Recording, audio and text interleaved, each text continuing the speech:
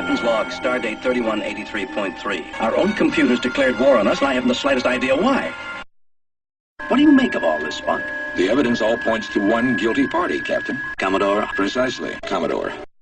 The computer is suffering the electronic equivalent of a nervous breakdown. You cannot change the laws of physics. Laws of physics. Laws of physics. You cannot change the laws of physics. Laws of physics, Jim. All we gonna be shoot to kill, shoot to kill, shoot to kill. We gonna be shoot to kill. Scotty, beam me up. It's worse than that. He's dead, Jim. Dead, Jim. Dead, Jim. It's worse than that. He's dead, Jim. Dead, Jim. Dead. Well, it's life, Jim, but not as we know it. Not as we know it. Not as we know it. It's life, Jim, but not as we know it. Not as we know it, Captain. You